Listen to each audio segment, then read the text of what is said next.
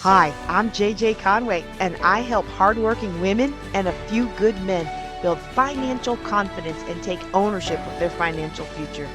I'm cheering you on with education on financial literacy, smart investments, and passive income streams. Welcome to Ladies of Wealth. If the owner redeems your property, I think I've said this in a couple different ways, but we just want to make sure it's clear. The investor gets back their money with interest, and it's going to depend on your jurisdiction. And I talked about Louisiana. Louisiana, you can get up to 41%, a baseline 5% plus 1% for each month you still hold the certificate. Okay. Most jurisdictions, you're going to make more than the market if you do some good research. So you want to do your research and your due diligence to make sure. But one of the things that I want to warn you about, you saw on the slide that Louisiana has a base rate of 5%. Okay. We'll talk later about if the owner doesn't redeem, what happens. But in most jurisdictions, you got to pay the subsequent tax if you have that property over a year, right? Well, in Louisiana, they charge you a 5% fee for using your credit card or debit card, any kind of card, instead of just bringing them the money, right? A cashier's check or whatever it is, or that they take. I think they take regular checks for most of them. If you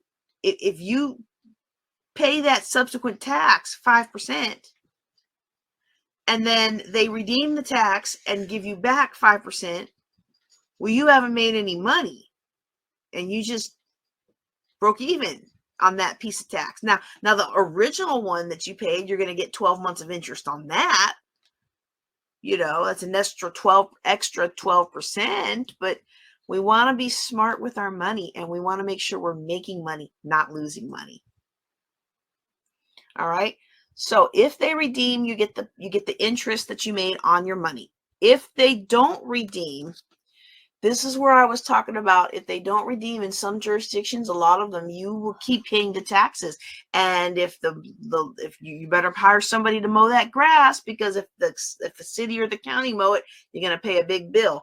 I've got one property that I can't find anybody to mow it, so I just eat the cost. Like, okay, but I have community development efforts for that property. That's my goals for that. My goal for that property wasn't to make money. It's a landlocked property. Nobody's going to buy it. It's okay. It's okay. It'll be all right. Eventually I'll be able to do what I want to do that's going to really benefit that community. It's a lower income community, but right now I just got to get through this slosh of doctorate and all those things. And so, you know what? They can just mow it twice a year and I'll just pay it. It's whatever, but usually you can find somebody reliable to mow the properties for you, so you don't get hit with those bills. Okay. Because if the owner doesn't redeem, in a lot of jurisdictions, you're responsible for the tax, any water or other things that are coming up with it. You might actually be on the hook of some of that stuff. Now, that's not everywhere, but you might. Okay. In some jurisdictions, you have to take ownership in a certain time limit. Okay. You have to take ownership. And if you don't take ownership in a certain time limit, then you can't take ownership. It's the weirdest thing. In Louisiana, if you are a partial owner with other people, then you got to buy them out and redeem the property. So I had one where I had to buy out all the other investors. Well, all those other investors who had the year before me and the year before that, I was able to do that through the county or through the parish. But I have another property where it's been so long, you have to make a one-on-one deal with somebody, and they have to quit claim that over or do some kind of legal transaction to sell you their ownership, or you pay them for the ownership, basically. And that can get really complicated really quick. So you have to operate in the proper time limits. If they don't redeem and you get after the redemption period and they haven't redeemed, now you can do whatever it takes in that jurisdiction to actually get the property. So if it's a tax lien, you're going to foreclose. You might get the writ of possession. You might have to file, if you only have partial ownership, you might have to file to partition the property. So that land, that piece of land in the swanky neighborhood I told you all about, I'm a 4% owner on it. It would cost me $10,000 to partition that land and get me my 4% of it.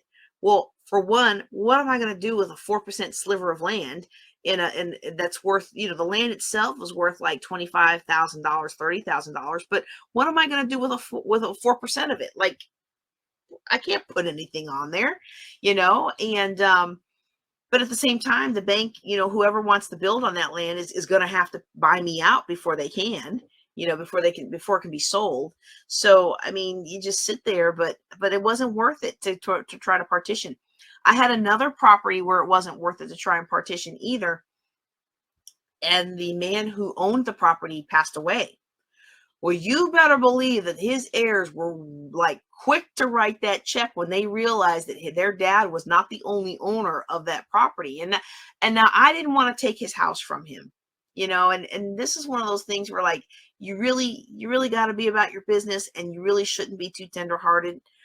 But he was a disabled veteran. He took great pride in taking care of that house. Like, after a hailstorm, he went and patched everything up himself, and he was all cripple like. So I knew it was hard for him to have done all that. And I came up on him one day and I thought to myself, you know what? I could take this man's house and try to put somebody else in here. But that property, was only going to bring, because it was kind of rural, it was only going to bring me about $300 or $400 a month. It was a nice sized lot, but it was a trailer home on it, a single wide on it. And I was like, you know what? This is not, I'm a disabled veteran. I can only work for so long. I've got health issues. People laugh at me because all my chairs and everything have to be straight. I go to the gym, but when I go, I have to hold my neck a certain way because I got a slip disc back here. Like, I'm broken up, and I just think that I would want somebody to have mercy on me in my last couple of years. And I thought, you know what? As long as he's paying the subsequent tax, I'm not going to worry about it. He paid the tax, he mowed his yard. I didn't worry about it. And then he died. And I thought, well, I need to do something about this. And let me tell you what, they sure did come in and pay me off, because I think I was 50 something percent owner on that, or maybe it was just under 50, whatever it was. I was a significant percent ownership of his property, and it was on a large lot. Like, even if we had split it, I could have gone in there and I could have put something on it, and it would have been cost effective for me to do that for what I paid for it. Hey, Dennis, so nice to have you on today. All right, so you really do want to make sure that you know the process. And I did not know that process. I did not know that process until I started having properties that I could actually try to take possession of. And it was like, what? No, we are not doing this. So from then on, I was 100% only. And if that means some years I don't get some, then some years I just don't get any properties. But every year so far, I've been able to get some properties from Louisiana. So that's been good. Okay. If the property doesn't sell, okay. So we talked about the property sells and the owner redeems it, or the owner doesn't redeem it. But there are some properties that don't sell at the tax sale. They're like not worth it and nobody wants them. They're like a sliver of a 0.1 acre sliver that you could put a shotgun home on. And there was one, but it got torn out by a tornado. Whatever the reason is, there's some properties that just don't sell at tax sale. And in some jurisdictions, you can actually go to the courthouse or the land recs or wherever it is that they keep this, and you can get a list of unsolds. And you go in there with the money, first paid, first served, and it's yours. But you have to ask yourself, why are these unsolds? So I'm personally not a fan of buying unsolds sight unseen, unless you are very familiar with the area. So, for example, I'm very familiar with Prince George's County, Maryland. I'm very familiar with Bossier City, Louisiana. I'm also familiar with Shreveport. Louisiana, which is across the river from Bossier City, but I wouldn't invest in Shreveport sight unseen because I don't know Shreveport like I know Bossier. In Bossier Parish, which is basically like Bossier Parish is Bossier City, plain dealing. It's up that a little bit of Houghton. Like I know those roads. I've driven all over those roads. I'm very familiar with those neighborhoods, you know. And so for me, if I can look on the map and know where it is, I know what the property's worth. I already know what it's worth. I don't need to be there. And so I may want to be there to see it and make sure it's actually a property and it's not like burnt down or anything, right? Like, but I just, some people do, they buy things unseen. And I'm not there yet. I'm going to try it this year though, y'all. And I did that in Louisiana last year. A funny story about that, but our class is getting late, so I may just tell that in the big one. Or you can go back to last year's because I'm pretty sure I told it. No, I didn't. We hadn't done this yet. Oh, yeah. Nope. It was in the tax sale class. Okay. So if it doesn't sell, let me get back to the topic at hand. If it does not sell, they'll sell it next time. They'll try to sell it next time. And in some jurisdictions, after so long where it doesn't sell, it becomes what they call adjudicated. And the interesting thing about adjudicated properties is they have different programs. Like some jurisdictions have the neighbor program. Basically, if you mow the yard for a year and you take good care of it and you prove it, you can go in there and get it for $1.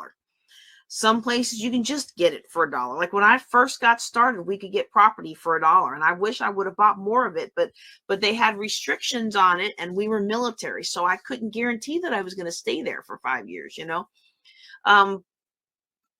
Most of the ones that you're going to find are going to be, you know, maybe around 500, 1,000, 5,000, maybe a little bit more depending on your jurisdiction.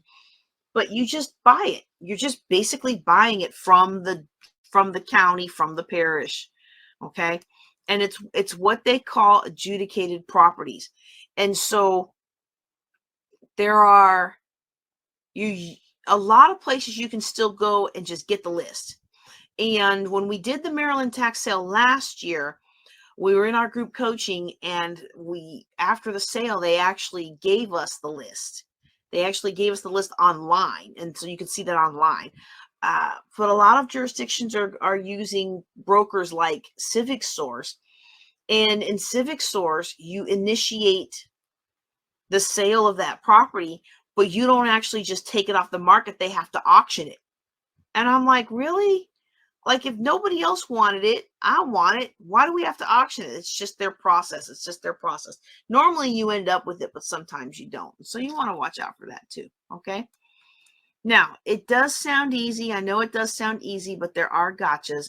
But before I do that, let me tell you some ideas on how you can mine these properties, even if you don't buy them. Even if you don't actually buy the tax sale. There are some opportunities for you to profit. Okay, so that's what we're going to talk about on this slide. Okay, just like with foreclosures, you could be the one that does the research for other investors, especially since a lot of out-of-state investors, a lot of people are really buying into the whole out-of-state investing thing. I'm not really sold on it, but hey, if you can make money helping them out, why wouldn't you? If you can make money helping them out, I'm not going to tell you don't make money helping them out. Help them out, all right? You can do the research for those investors and you can get paid $50 to $100 per property, depending on how those investors run their business, just to go out there and take pictures and do some basic research on it, like who owns it and stuff like that. You can do that for some other investors, okay? Another thing you can do is you can get the leads of the properties that are going into the tax sale and you can market to them and see if they might be willing to sell their house. Doesn't that sound a lot like the wholesaling we talked about in February, right? This can be an opportunity for you to do that. If you have the funds and you're able to buy the note or help restructure the note or buy the property or get them caught up, with their tax and work some kind of creative financing structure that allows you to take ownership of the property, maybe even still keep them in the property. You could structure something like that. The possibilities are very much endless when it comes to how you can make money helping people who are in financial trouble with their house. However, I would caution you to make sure you understand the state that you're in, because there are some states that if you market like you are trying to help somebody out of foreclosure, or you're trying to help them stay in their house for a tax sale, and you do that kind of marketing, in some states you cannot come back and buy the property. So you have to be very careful about that and make sure that you tread carefully on what you say and what you do. All right. Now, that is too detailed to talk about today. A lot of that is jurisdiction dependent. So you're going to want to bring your information to the group sessions. And in that case, I will analyze them for jurisdictional by jurisdiction. So if you're in Bossier Parish, you're in Caddo Parish, you're in Prince George's County, you're in Jackson County, you're in, Erath County, wherever you're at, you want to bring your stuff to the group class, because I can't answer hypotheticals more than what I'm giving you all as examples. Okay. All right.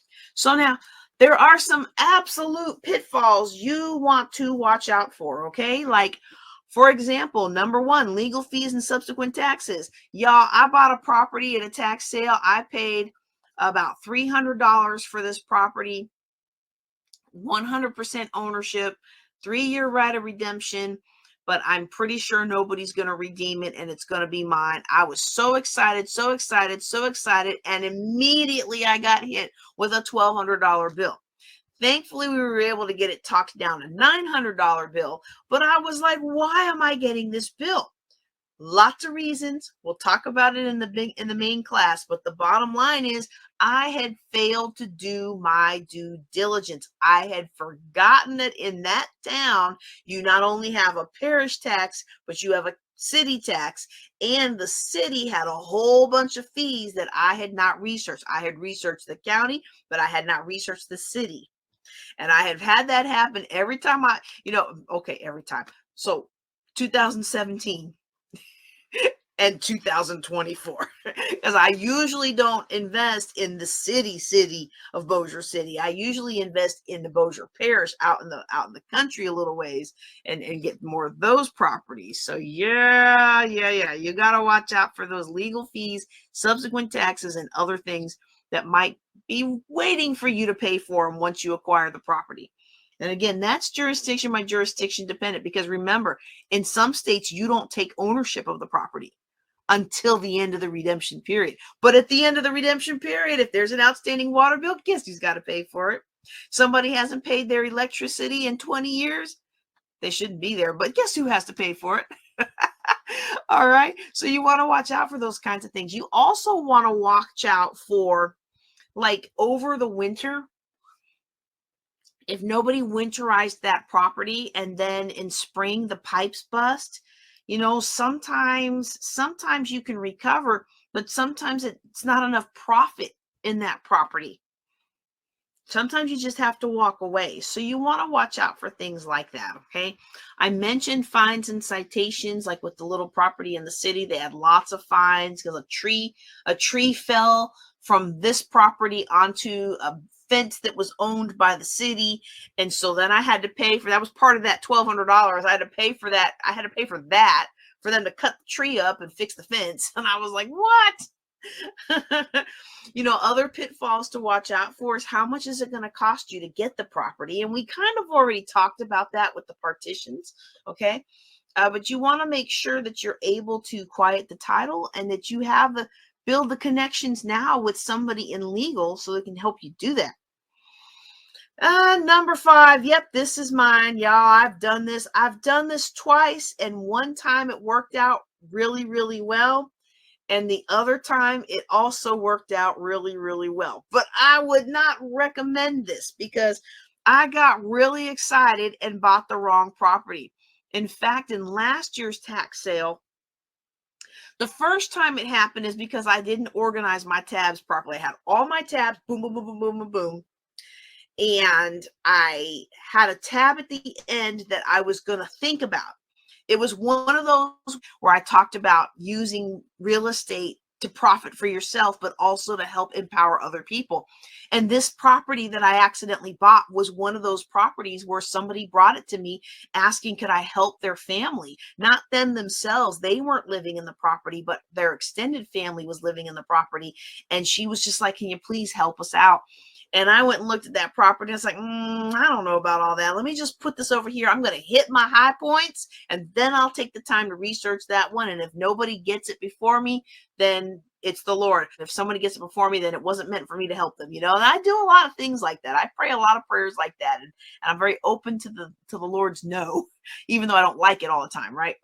So I'm click 1%. This is back when I was doing the 1%. Click 1%, click 1%, click 1%. These were really good properties in really good neighborhoods that I knew that tax was going to get paid. 1%, 1%, 1%, 1%, 1%. Get to the last tab. Okay, let me look at this lady's family property. And it's not her property. And I'm like, oh no, what happened? I had somehow switched tabs. So I had already been on her property, her family land. And I ended up getting it. And it worked out well for me. But last year, y'all, I don't know what I was thinking. I bid on something that was like $10,000. And generally with Civic Source, you're not getting in Louisiana tax sales. You're not going to get something at 100% ownership. A lot of times, the big juicy properties are going to get bid down, and so I wasn't worried about it. I wasn't worried about it.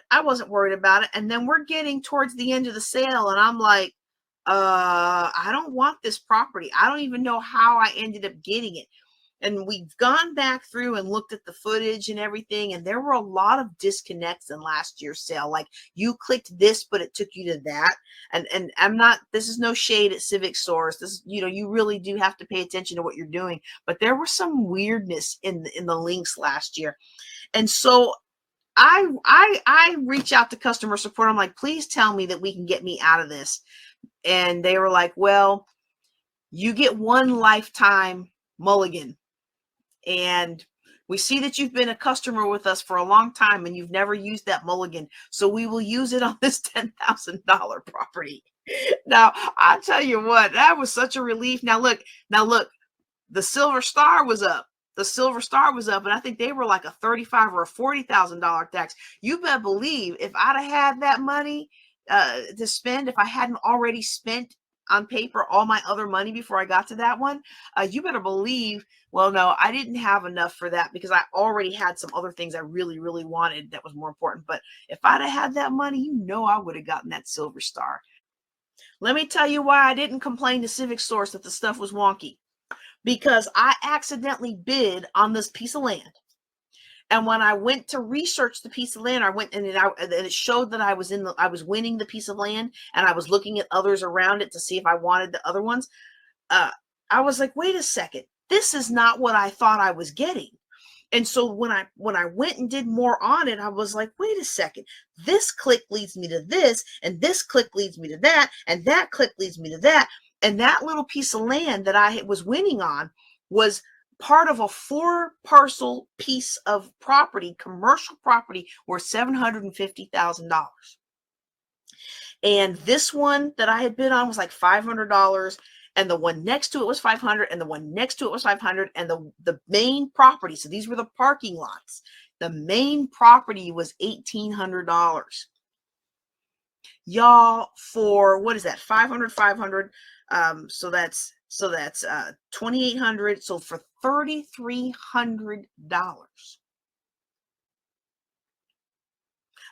I was able to acquire in my self-directed IRA. Can't touch it yet because I'm not old enough yet. I am older than I look, but I'm not that old yet. In my self-directed IRA, I was able to acquire for $3,300. I was able to acquire a property worth $750,000 as a 100% owner. And they have 3 years to redeem. But if they don't, guess who now has her very first commercial property? Whoop, whoop. Now, I have been part owner of some gas stations and things like that, but all those have been sold back. All those have been either sold or redeemed. Y'all, I sat there and all I could do is give praise to God. Like, thank you, Lord. Thank you, Lord. Thank you, Lord. Thank you, Lord. Every time you work so hard and you think to yourself, well, can't I just get a break? Sometimes we get a break.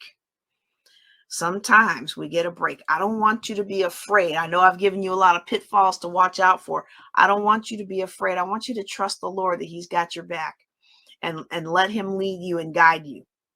Because it was the Lord that led me and guided me on that little property. And I wasn't sure about it because something didn't seem right about all the descriptions and everything. But I was like, well, you know what? I'll go ahead. I think I can do this or that with it. And then once I got it, and you get to that next screen, and I'm like, wait a second. And then real quick, I didn't have much time left in the tax sale. Real quick, I went boom, boom, boom, boom. And you know what? I want to thank him. I'm pretty sure the reason those things were available was because the system was so wonky last year. Thank you, Jesus. So I'm telling you that, but there are also times I have gotten excited at the sale and bought the wrong thing. So I own some strips of land that I'll never be able to do anything with. I own 4% of a strip of a plot of land in a bougie area that floods, so nobody's built on it yet. But the bank has started paying the taxes, so I think they're gonna buy me out soon. But like sometimes you just get excited, you get caught up in it, and you're just like clicking and you okay, you want to watch out for that pitfall because you get stuck with a property, you're liable for that property. Okay. So those are some very important pitfalls to watch out for. And the way you avoid them is to research. We've talked about that. Research. Okay. I'm going to give you 2 examples from my very first tax sale that I was doing in Maryland. Okay. Now, I did tell you about the plot of land that I do have that's landlocked. That's a different situation for what I'm about to show you here. Okay. You see this here? I was so excited, y'all. Oh, I was so excited. I was so excited to get 5 acres on this tax sale. But once I went to go look at it, found out it's landlocked. Yep, it was landlocked, y'all. Now, technically, could I apply for an easement? Sure. But I suspect that all these neighbors whose backyard was on this little piece of land, I'm pretty sure they would have fought me tooth and nail. And knowing that I was military, I wasn't going to have relationships with county officials or anybody who could help me out. And I would probably have to move before I could get the process resolved. And these people probably could figure that out and be like, yeah, we're just going to wait her out. So this would not have been a good thing. And I'm very glad I did eyes on before I went to bid. Here's another one. There was this beautiful 5-bedroom home in Brandywine where I have another property. That's where I was living at the time. And I remember this beautiful home and it came up for tax sale. I was so excited, y'all. I was so excited because this was like a 5-bedroom house. It had the 2-car garage. And so, the taxes on it was like $65,000. Okay. Well, that would have been okay for a $500,000 house, not for an empty lot because the house had been burned down, like literally nothing there. You didn't even see the foundation anymore. It's how the dirt and everything had grown up around it, And so when you look at stuff like that, you want to make sure that you've done your research so that you avoid falling into these pitfalls. Now, I'm sure somebody would be like, wow, I would have taken that property today, in that area. Well, we We don't know what we don't know, but that wasn't going to meet my needs at the time. My $65,000 needed to be in something else that was producing cash flow. Or in that case, I was planning on moving into that property and then put my other Brandywine house out for rent. So, you've got to know your goals. You got to be clear on your goals, because I could have just as easily said, well, I'm going to go get it anyway. Somebody will want it. No, I wasn't going to speculate. I wanted to make money, not speculate. I wanted to make money, not hold something for 20 years and hope it increases its value or hope it sells one day. No, I wanted to make cash flow. Okay. All right. So we are about done tonight. I just want to make sure I've covered the pitfalls. I covered the pitfalls. We're talking about how to avoid them over and over. I've talked about research. I have talked a little bit about leaving your emotions at the door, and I've also given you an example of where it's okay to have emotions if it's not costing you.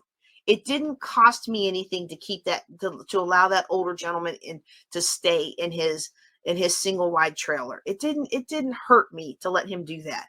And when he passed away, I got my money. Okay, because those heirs wanted that house. And like heirs usually do, and I'm going to tell y'all right now, it's not the topic of the day, but as a financial planner, I got to let you know, if you're my age or older, keep in mind, heirs want the money. Whatever you think you're leaving for them, they are probably going to sell it and pocket the money. So make sure, if you have something that you want this, that, and the other done, make sure you have a will in place, or you put your properties in trust set it up properly for the benefit of whoever you want it to be benefited for. Don't count on your children. You want to leave the house to the oldest because she gave up her job to take care of you for 3 years in your old age. You put that on paper and you make sure she gets what she's supposed to get. You want this and that and the other to happen with that house. Make sure that you put it in writing in the form of a will, because otherwise that bad boy's getting sold and those heirs are pocketing the money, and they probably aren't even going to sell it for as much as you put into it and worked hard for. Okay, that's another soapbox I need to get off of, because that's going to, I hate to see that all the time. Okay, whatever properties you do acquire, before you bid, make sure you've got multiple exit strategies. Okay, you want to have multiple exit strategies. What do I mean by multiple exit strategies? Okay, so if I get that commercial property, I am already the 100% owner of it, but they have a 3-year, well, now it's only 2 years, right of redemption. Okay, so in 2 years, if they don't redeem, it's mine. I can do with it what I want. I already am like, hey, here's your, to the people that are renting in there, here's your new rent. Legally, I can't put them out if they don't pay me. But that doesn't mean I can't ask for rent. So, until somebody redeems it, I can't put anybody out until my redemption period is over. But that doesn't mean that I can't say I'm the new owner and here's how much you owe me in rent, right? And so, or you can produce another lease and I'll abide by that lease in those existing terms. But anyway, you want to make sure that you have 2 exit strategies. So for that property that I was telling you about, that commercial property, one exit strategy might be to sell it and pocket the cash into my IRA. Wouldn't you like to make $700? Let's see, $3,300 to acquire it, and then the subsequent tax on each one, the subsequent tax each year is about $1,000. So 33, 43, 53, maybe 63, because depending on where the redemption and all that fits. Let's just, let's make the math easy. Let's call it $10,000. Let's call it $10,000. If I sell it for $750,000 and I only paid $10,000 for it, guess how much tax-free money ends up in my IRA? $740,000 tax-free dollars. You can do a lot of living with $740,000 tax-free dollars. Now, let's not count chickens before they're hatched, right? Or is it don't count your eggs before they're hatched? Most investors don't get the property in tax sales. They get the money. I am not delusional about that. Although you see my smile, I really hope I get this property. Okay. That one exit strategy would be to sell it. Another exit strategy would be to rent it. Another exit strategy might be to owner finance it, sell it to somebody, an end user who maybe has trouble getting a loan together, and they will pay me instead of the bank. So that's 3 different exit strategies for that one property. So whenever you go into a property, you want to make sure you have at least 2 exit strategies. And you might want to make sure that you're connected with local investors, because sometimes we think a exit strategy will work and it won't. Like I have one property that's in the hood. It's right at Ground Central in Baltimore. I have tried so many times to sell that property because I want the cash to be able to use it here in Texas, and selling it to other investors, it's just not enough to counteract how much I'm making in rent. And so it's like, okay, well, I guess I'll just keep it. But you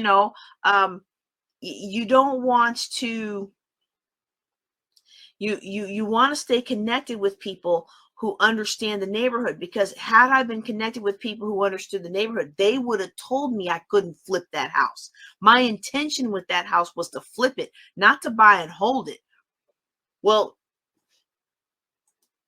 you very unlikely, if anybody remembers the Baltimore riots or any other riots for that matter, you're very unlikely to flip a house in riot Ground Central, like where you can still stand there. It's like 15 years later and look across the street and see houses that have no windows and no roofs because they were burnt down in the riots. Okay. So like, you know, was not necessarily my best buy, but it actually was a very profitable buy. So, but the exit strategy didn't work.